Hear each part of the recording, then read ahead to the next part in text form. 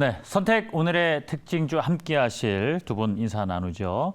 네, 앞서 만나보신 조선일 매니저와 함께 지금 헤르메스 스탁의 하창환 본부장 함께 나와 계십니다. 어서 오십시오. 안녕하십니까. 네. 저희가 내주식을 부탁해 함께해 주신 분들에게 기분 좋은 선물 나눠드리고 있습니다. 오늘도 역시 준비가 돼 있는데요. 자, 유튜브 채팅창에 글을 남겨주시는 분들, 또 생방송 인증 화면을 보내주시는 분들 한 분씩 제가 선정을 하게 될 텐데 방송하면 인증샷은 샵 2034로 보내주시면 되겠습니다. 오늘 수소 에센스 화장품과 다이어트 보조제가 준비되어 있습니다. 자, 오늘 특징주 5종목, 앞서서 어떤 종목이다라는 것은 제가 말씀을 드렸고요. 각 종목마다 오늘 어떤 이슈가 얽혀서 상승과 하락을 했는지 권재현 아나운서가 알려드리겠습니다.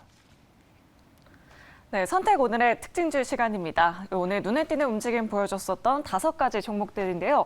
대한전선부터 신풍제약, YG엔터, 또 카카오페이, 현대차까지 자세하게 짚어보도록 하겠습니다. 자, 첫 번째 특징주 바로 대한전선입니다. 대한전선이 사우디 투자 사업 확대 소식의 상승세를 보여줬습니다. 지난 11일 방한 중인 칼리드 알팔레 사우디 투자부 장관을 만나서 사우디 투자 사업 확대 방안을 논의했다고 밝혔는데요. 초고압 케이블 생산법인의 사우디 현지 사업 확대 방안에 대한 의견을 나눴다는 소식입니다. 네옴시티 관련주로 엮이면서 오늘 시장에서 5% 넘게 상승했습니다. 자, 계속해서 두 번째 특징주는 바로 신풍제약입니다. 정말 오랜만에 20%대 급등세를 보여줬는데요. 이 오미크론 변이 치료제 개발을 위한 임상 2상을 종료했다고 알려지면서 오늘 시장에서 매기가 쏠렸습니다. 또 최근 수능을 앞두고 코로나가 본격 재유행 조짐을 보이고 있다고 하는데요. 신풍제약 우선주도 오늘 시장에서 상한가를 기록하게 됐습니다. 자, 계속해서 세 번째로 살펴볼 종목은 바로 YG 엔터테인먼트입니다. 검찰이 보복 협박 등의 혐의를 받고 있는 양현석 YG 엔터테인먼트 대표에게 징역 3년을 구형했다는 소식 전해지면서 오늘 시장에서 4%대 하락세를 연출했습니다.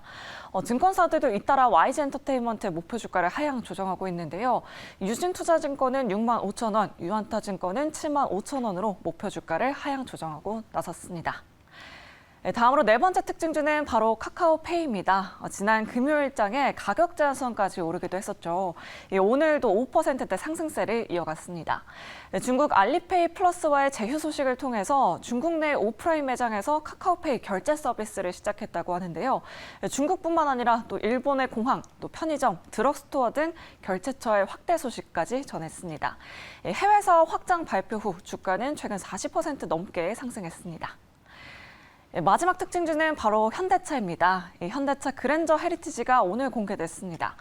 각형 그랜저를 연상하게 하는 외관에 대해서 호평이 쏟아져 나오고 있는데요. 사전 계약에서 이미 10만 대 이상의 계약이 체결될 정도로 큰 인기를 끌고 있습니다. 자, 이렇게 5가지 특징주들 살펴봤습니다.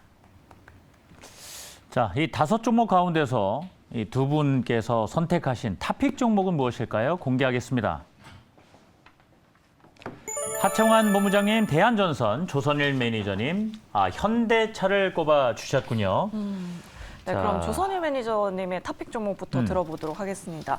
현대차 그동안에 이 미국의 중간선거 때문에 좀 많이 빠지기도 했었잖아요. 오늘 또 반등하는 모습 보여주는데 탑픽 종목으로 특별하게 꼽아주신 이유가 있을까요? 실적이죠.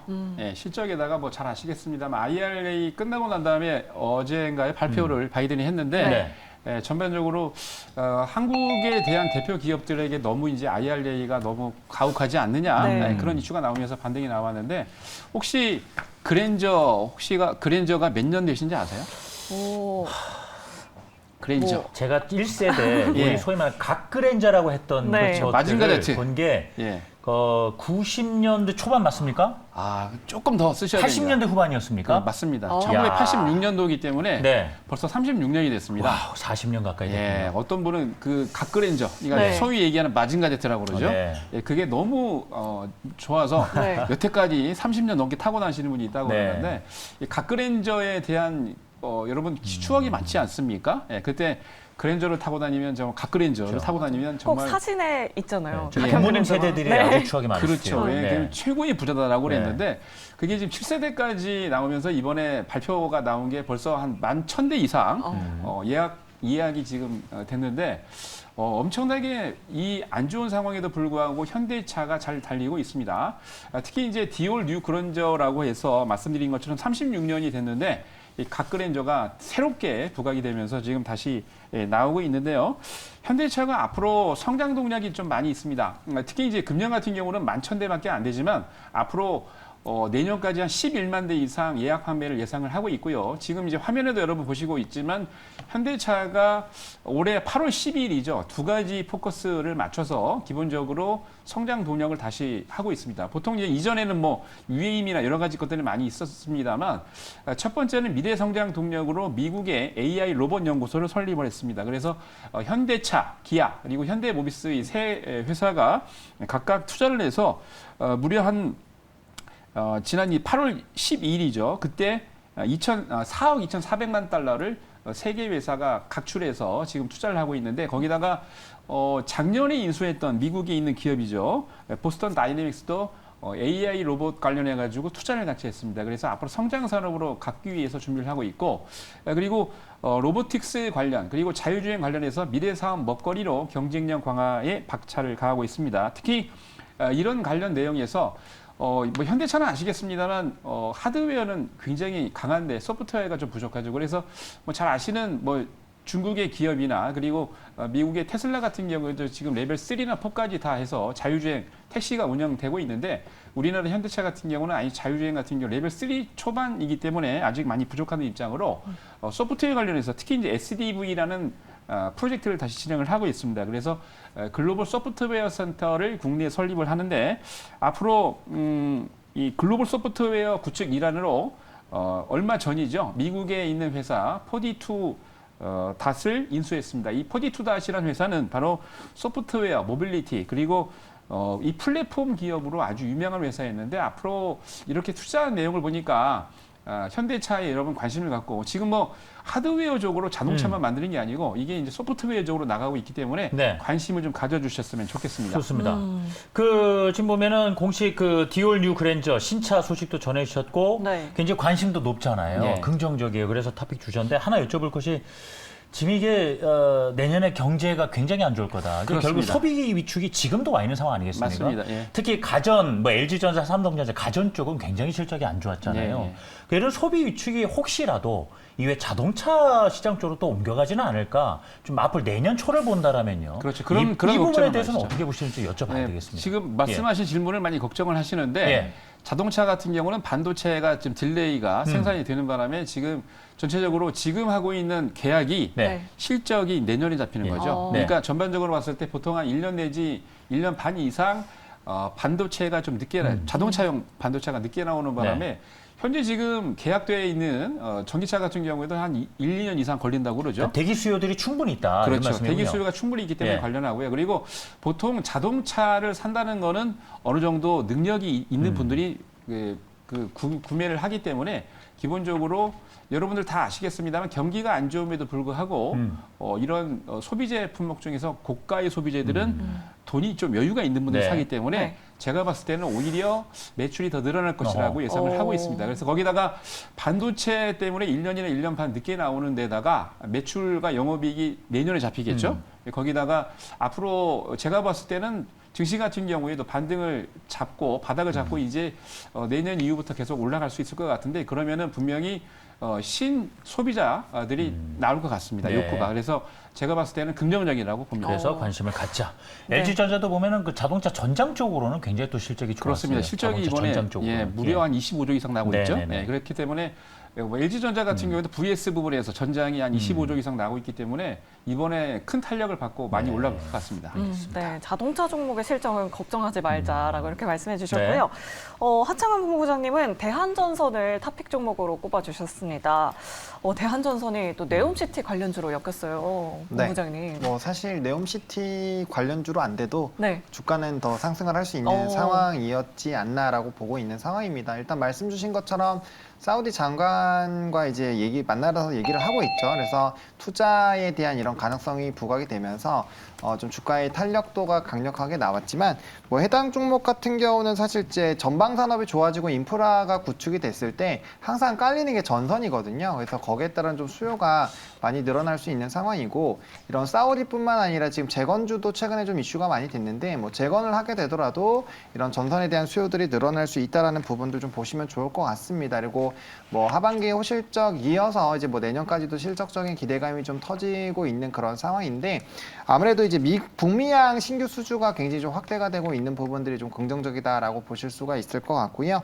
그다음에 이제 기후 변화에 대한 이런 이슈가 있을 때 또 전선과 케이블 관련된 또 수요가 많이 늘어날 수 있어서 그러한 부분들도 좀 중장기적으로 이슈가 될 수 있지 않을까라고 보고 있는 상황입니다. 그래서 네. 뭐 단기적으로는 이제 사우디 쪽에 대한 이런 이슈들이 또 부각이 될 수 있겠지만 그 외에도 좀 전진적으로 실적이라든지 이런 구조적으로 좋아지고 있는 부분이 있어서 이 부분에서는 뭐 추가적인 뭐 주가 상승력은 충분히 가능하지 않을까라고 보고 있고 다만 이제 최근에 좀 구리 선물 가격이 좀 급등이 나오고 있어서 네. 뭐 이런 채널링 부분들은 좀 같이 고민을 해보실 필요는 있지 않을까라고 좀 말씀을 드리도록 하겠습니다. 보면은 뭐 신재생 에너지 투자 확대 기조 속에서 전 세계적으로 네. 건설주가 증가하고 여러 가지 단어 호재도 있는데 지금 또 보면은 네옴시티 사우디아라비아하고 또 이제 엮이면서 그렇죠. 관련주로 올라갔지 않습니까? 네. 계속 보면은 한 종목씩 뭔가 관련주 그러니까요. 등장을 하고 있어요. 네, 뭐 수소부터 어. 시작해서 예. 뭐 건설, 원전 그렇죠. 안 엮이는 종목들이 없는 것 같습니다. 그렇다면 이게 또 계속 전염이 어디까지 될까? 네옴시티 관련해서 어떤 관련주들이 아직은 우리 시야에 안 들어와 있나? 좀 고민해보게 되거든요. 네, 그래서 고민을 좀 해봤는데 네. 뭐 인공지능이라든지 어. 뭐 로봇 네. 그리고 이제 그런 애들이 가려면 그런 종목군들이 가려면 결국에는 이제 데이터 센터까지 그래서 지금 이제 인프라 쪽으로 좀 형성이 되고 있다 보니까 추가적으로는 그런 섹터들이 충분히 좀 연관이 될 수 있지 않을까라고 보고 있고 뭐 정말 깊게 가면은 이제 뭐 창호라든지 네. 뭐 내부 인테리어라든지 뭐 그런 종목군들도 좀 같이 움직이고 있는데 뭐 대세적인 시세는 안 나와서 연결 짓자면은 이제 추가적으로 그런 쪽까지도 가능하지 않을까라고 보고 있습니다. 지금 뭐 겉으로는 이제 건설, 토목 네. 이쪽으로 가다가 이제 그 안에 채워질 것들로 옮겨갈 것이다라는 이런 힌트예요. 네. 알겠습니다. 네. 자, 그러면은 이제 계속해서 다음 네. 종목들의 의견도 한번 체크를 해보도록 하겠습니다. 첫 번째 종목은 바로 신풍제약인데요. 이 종목 정말 오랜만이에요. 네. 그런데 두 분 다 노를 주셨어요. 뭡니다. 오늘 비교적 큰 폭으로 올랐는데도 그러니까요. 불구하고. 예. 20% 급등세를 보여줬는데 앞서서도 짧게 뭐 코로나 치료제 관련주 해서 네. 좀 코멘트를 해주시긴 하셨는데 신풍제약 노라고 찝어주신 이유가 특별하게 있을까요? 많은 분들이 이제 치료제가 승인이 났기 때문에 갈 것이다라고 아직 여유가 있다고 그러는데 네. 주식 격언에는 그렇죠. 이미는 아직이고 아직은 이미입니다. 그러니까 지금 아직 갈 길이 멀다라고 하는데 이미 끝났습니다. 차트를 제가 지금 준비를 하고 있는지 보시면요. 이게 지난 2020년도 바닥에서부터 시작을 해서 무려 이게 한 50배를 갔죠. 그리고 난 다음에 반등파가 계속 나오고 있기는 합니다. 근데 일전에도 이제 2022년 2월 달, 3월 달에도 금년이죠. 급등을 해서 5만 원까지 올라갔다 다시 폭락을 했었는데 조정을 했었는데 기본적으로 반등파가 나오고 있다는 의미는 여러분들 누군가는 지금 물려 있어서 탈출할 기회를 주고 있다는 얘기입니다. 그래서 이미 끝났기 때문에 여러분들 관심 갖지 마시고요. 오히려 새롭게 시작하는 뭐 지난 한 2주 전에도 뭐 말씀을 드렸습니다만 한전 KPX 급등할 때 제가 뭐라고 말씀드렸냐면 한국전력을 바라라고 그랬는데 굉장히 무거움에도 불구하고 한국전력이 지금 급등을 하고 있습니다. 네. 차트 보시면 아시겠지만 그래서 이렇게 지금 이미 다 썩어먹은 종목을 보시는 것보다 새롭게 출발하는 종목에 관심을 가지시는 게 좋을 것 같습니다. 네. 이제는 치료제 쪽은 아니다. 네. 그 시점이다. 오히려 뭐 하창원 본부장님 잠깐 여쭤보니까 뭐 차라리 진단키트 쪽으로 네. 가져가는 게 좋겠다는 말씀 주시긴 했는데 네. 자, 예, 신풍제약 두 분 다 노를 주셨기 때문에 일단 한 분의 의견으로 좀 종합을 해보겠습니다. 자, 이제 다음 종목이 넘어갈 것이 YG 엔터테인먼트입니다. 과연 엇갈리겠군요. 엇갈리셨어요. 자, 그렇다면 우리 노 의견을 주신 하청원 본부장님부터 여쭤볼까요? 일단은 네. 지금 양현석 전 대표 그러니까요. 3년. 네, 징역 뭐 구형이긴 합니다만 네. 판결이 난 건 아니에요. 검찰의 구형입니다. 그래도 이게 좀 리스크가 되지 않을까. 워낙 블랙핑크가 좀 잘 나가고 맞아요. 탄탄해한데 네. 이 리스크를 어느 정도 판단해야 될지가 고민인 거예요. 예. 사실 이제 이 노를 한 이유는 엔터사들에서 지금 대부분의 아티스트들이 지금 굉장히 활발하게 활동을 네. 하고 있잖아요. 네. 그래서 블랙핑크에 대한 모멘텀은 뭐 역시나 있고 만약에 엔터사들이 전반적으로 급등이 나오게 되면은 뭐 YG도 같이 따라는 갈 겁니다. 근데 이제 상승 탄력 쪽에서 아무래도 이제 이런 양형석 전 대표의 이런 징역형은 아무래도 좀 영향을 줄 수밖에 없다라고 보고 있는 있는 상황이고요. 그래서 전 차라리 JYP나 이제 큐브엔터 쪽으로 좀 대체 투자를 해보시면 어떨까라고 생각을 하고 있거든요. 일단 뭐 JYP 같은 경우 스트레이키즈가 워낙 잘 되고 있고, 특히나 이제 엔터사들 중에서 남자들이 사실 남자 이 아티스트들에 대한 이 매출 비중이 훨씬 높거든요. 네. 왜냐하면 이제 결국에는 돈을 얼마나 쓰느냐가 중요한데, 여성 팬들이 더 많이 쓰나요? 여성 팬들이 네. 압도적으로 많이 쓰는 걸로 알고 있거든요. 네. 그러니까 남성 팬들은 아마 다들 공감하실 거예요. 좋아는 하지만 안 사요. 네. 앨범이나 이런 거 안 삽니다. 그래서 근데 이제 남성 아티스트를 좋아하는 여성 팬분들은 정말 많이 사거든요. 그래서 그런 부분에서 분명 차이는 있을 건데, 뭐 스트레이키즈 같은 경우는 일단 뭐 벌써 앨범 판매가 엄청나게 많이 되고 있고요. 그다음 빌보드 차트도 1위 한번 갔었죠. 그리고 이제 내년에 또 스타디움에서 또 공연하는 부분, 이제 방탄소년단에 이어서 두 번째로 하는 그런 기염을 토하고 있고, 뭐 트와이스 재계약부터 시작해서 뭐 사실 문제될 게 크게 없습니다. 게다가 항상 이제 실적적인 부분에서 엔터사들 중에서는 긍정적으로 나오고 있는 그런 이제 회사이다 보니까, 그러니까 부정적인 이슈가 없는 거죠. 없는 쪽이 아무래도 무난하게 더 움직일 수 있지 않을까라는 관점이고, 그리고 큐브엔터도 같이 말씀을 드리고 싶은 거는 지금 이제 여자 아이들이죠. 굉장히 좀 잘 하고 있습니다. 사실 톰보이는 엄청나게 흥행은 했지만 여러 가지 시도를 하다 보니까 손익분기점보다는 좀 안 됐다라는 얘기가 있어요. 근데 누드부터 엄청나게 이제 흥행을 하고 있고, 멤버 중에 이제 전소연 씨가 작사 작곡을 하는 부분이 굉장히 좀 메리트가 있지 않느냐. 그리고 이 컨셉이 굉장히 좀 신기한 것 같아요. 그래서 정말 이제 다양한 콘셉트로 다양한 이제 팬덤들을 좀 잡아나가는 그런 부분이 있고, 실질적으로 실적도 이제 좀 같이 맞춰서 좀 좋아지고 있거든요. 그리고 아티스트가 한번 유명해지면 그 다음 나오는 곡들은 거의 다 흥행하는 경우가 많아서 그런 부분으로 봤을 때 큐브엔터도 안정적으로 성장을 하고 있고, 저점에서 이제 조금 우상향으로 추세가 바뀌고 있어서 뭐 그런 부분을 본다고 한다면 오히려 다른 두 가지 기업들을 좀 보시는 게 조금 더 괜찮지 않을까라는 관점에서 의견을 좀 제시를 드려보도록 하겠습니다. 네. 오히려 YG 엔터보다는 네. 큐브 엔터, JYP 엔터를 좀 눈여겨보자라고 이렇게 말씀해 주셨습니다. 반면에 네. 우리 매니저님께서는 예스 의견 주셨어요. 예, 예스를 드린 게 죄는 미워하되 네. 블랙핑크는 미워하지 말자. 이 이슈 때문에 말씀드렸는데요. 뭐 잘 아시겠습니다만 이게 그 YG의 이슈는 대표 이슈는 이제 어쩔 수 없는 상황이긴 합니다만, 블랙핑크가 뭐 잘 아시겠습니다만 뭐 유튜브에서도 BTS 다음으로 가장 인기가 많은 그런 그룹이긴 하지요.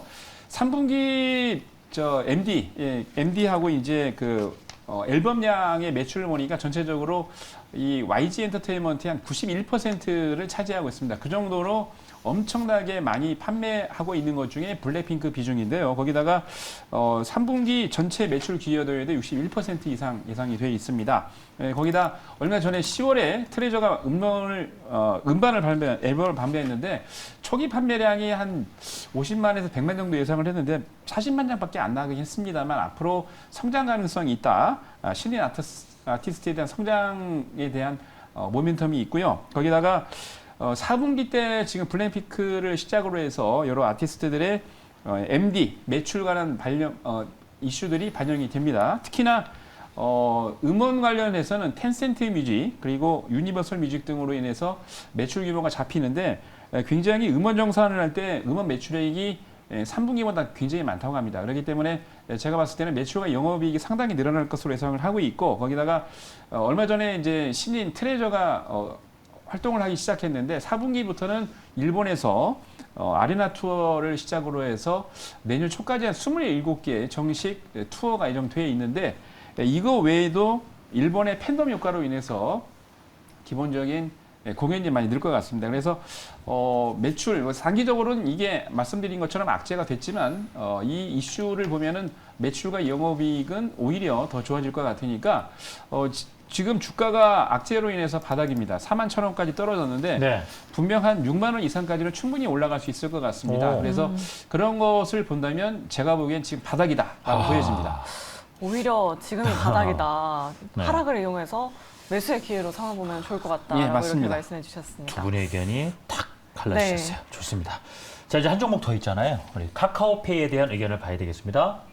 과연 네. 두 분 다 노를 주셨어요. 이번에 사실 하청은 예. 네, 뭐 최근에 이 성장주들에 대한 좀 투심이 살아났다고 해서 정말 지난주 금요일은 카카오의 날이었거든요. 그러니까 이 카카오에 대해서 사실 네. 참 좋은 의견을 주기가 좀 어려운 분위기가 계속 이어지다 보니까 그런데 이렇게 빠른 시간 안에 이렇게 급등을 할 줄이야. 네.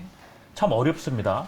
하청원 본부장님. 네. 자, 일단은 노를 주셨어요. 그럼에도 이 가까운 시간에 너무 많이 지나치게 올랐다. 쪽일까요? 왜 그러실까요? 예. 네, 일단은 뭐 단기간에 너무 많이 올라서 거기에 따른 이제 좀 차익들이 오늘 네. 나오지 않았나라고 보고 있어요. 그래서 좀 오늘 꼬리가 잡혔고 지금 이제 매물대를 뚫지 못했거든요. 그러면은 단기적으로 이런 긍정적인 이슈들이 이제 어떻게 또 반영이 되고 실질적으로 얼마나 실적에 좀 반영이 되는지들을 좀 체크하는 시간들이 좀 필요하지 않을까라고 보고 있고요. 뭐 이제 뭐 중국이라든지 알리페이 쪽으로 넘어가는 그 중국 쪽으로 넘어가는 건 결국에 이제 알리페이와의 이런 또 점유율 부분들 해서 이 결과치를 좀 확인을 해야 되는 부분들에 대해서 좀 얘기들이 있는 상황이어서 그 부분을 좀 체크해야 되지 않을까라고 보고 있고 뭐 페이 같은 경우는 저점에서 거의 70~80%가 오른 상황이다 보니까 지금 시점이면은 아무래도 조금 단기적으로 좀 부담이 될 수밖에 없고 금일 같은 경우도 거래량이 엄청나게 터졌는데도 불구하고 꼬리가 좀 달려서 뭐 단기적으로 한두 번 정도는 조금 더 슈팅이 나올 수 있겠지만 네. 일단은 지금 상황에서는 저점 매수를 하신 분들에는 이제 충분히 차익을 하고 싶은 욕구가 커지는 단계이다 보니까 일단 좀 비중 축소, 분할 매도 관점으로 좀 보시는 게 맞지 않을까라는 관점에서 예. 일단은 노 의견 드렸습니다. 최근에 그런 우호적인 분위기의 어떤 이슈들은 충분히 지금 주가에 녹아들었다. 네. 이제 많이 충분히 올랐다. 네. 차원이다. 그래서 지금 앞으로는 좀 노를 봐야 되겠다. 네. 조정을 할 수 있다. 이 말씀이군요. 네. 자, 이 특징주 5종목을 봤고요. 시장 전반 관련해서 사실 오늘 지수가 좀 빠지긴 했는데 네. 상승 종목이 굉장히 많았고 오랫동안 잠잠한 종목들이 한 막 3~4%씩 계속 좀 올라와 주니까 네. 뭔가 마음이 좀 편안해지는 것이 그러니까요. 그런 투자자분들 많으실 거 아니에요? 네. 과연 분위기가 이 상승 분위기가 언제까지 이어질까라는 과연- 걱정이 또 따라오지 않을까요? 네, 산타랠리가 좀 이어질 수 그렇죠. 있을까 이런 기대감도 있단 말이죠. 그렇다면 이제 조선일 매니저님께 예. 지금의 시장 분위기 어떻게 보시는지 언제까지 쭉 뭐 이어질지 먼저 여쭤보겠습니다. 저는 산타크로스 커밍 투 마켓이라고 어허. 말씀드리고 싶습니다. 네. 이제 네. 산타랠리는 계속 이어지는데 예. 지금 오늘은 단기적으로 기관이 차익 매물을 냈기 때문에 약간 조정을 했습니다. 특히 이제 시가총액 상위 종목 예를 들어서 뭐 삼성전자나 특히 이제 LG 에너지 솔루션이 3% 이상 조정을 했었는데 전반적으로 봤을 때 제가 보기에는 단기 차익 매물이지 앞으로 계속해서 차익 매물 나올 것 같지 않고요. 9월 달에 매도를 일관했던 외국인들이 10월 한 달 동안 무려 3조 5천억을 매수를 했습니다. 시장을 끌고 가고 있는 거는 지금 외국인들인데요. 제가 봤을 때는 수급이 11월과 12월까지 계속 이어질 것으로 보고 있고 오늘도 외국인들은 매수했죠. 그럼에도 불구하고 그래서 제가 봤을 때는 끝난 랠리가 아니고 잠시 주춤하면서 단기 타익을 실현했지만 제가 봤을 때는 11월, 12월 이후까지 계속해서 외국인이 시장을 끌고 가고 난 다음에 기관도 다시 합세할 것이다라고 보여집니다. 그래서 네. 걱정하지 마시고요. 12월 산타랠리를 충분히 즐기십시오. 즐기다. 네. 좋습니다. 그러면은 저기 우리 본부장님 네. 또 역시 잘 간다 쪽이세요? 네. 혹시 네예요? 네. 그러면 뭐가 있냐면 이 업종 잘 골라야 되지 않을까요? 그러니까요. 왜냐면 지금 소비 시즌이잖아요. 연말이. 블랙 그럼에도- 프라이데이도 맞아요. 있고, 네. 근데 예전처럼 이게 소비 위축이 되다 보니까 막 기대하기는 어렵다는 얘기도 많이 나온단 네. 말이에요. 그렇다면 업종을 잘 배분을 해야 되잖아요. 이 분위기를 타고 싶으면요. 네. 예, 어떻게 해야 될까요? 뭐 일단 앞서서 얘기 나왔었던 뭐 자동차 예. 괜찮다라고 생각을 하고 있고요. 어. 그다음에 저는 뭐 추가적으로 로봇 같은 종목군들, 그러니까 아무래도 이제 미국 쪽에서의 이런 투자를 하게 되면은 자동화부터 시작해서 이제 결국엔 로봇 쪽으로 이어진다라고 보고 있거든요. 네. 그래서 뭐 결과적으로 로봇 같은 경우는 뭐 내년까지도 좀 이어질 수 있다라고 보고 있고요.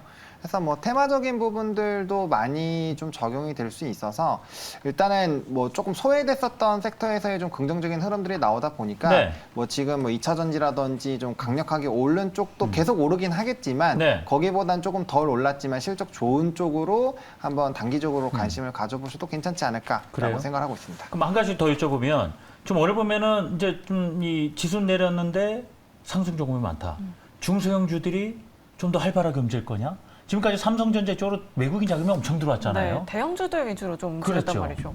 네. 그럼 이제 이 부분에 대해서는 어떻게 보실까? 중소형주냐, 대형주냐? 저는 두 개 다 갈 것 같습니다. 그래요? 예. 예. 오늘 또 보면은 지금 포스코 케미칼이 뭐 잘 아시겠습니다. 얼마 전에 지금 그 양극재 네. 포드로부터 콜사인을 받았죠.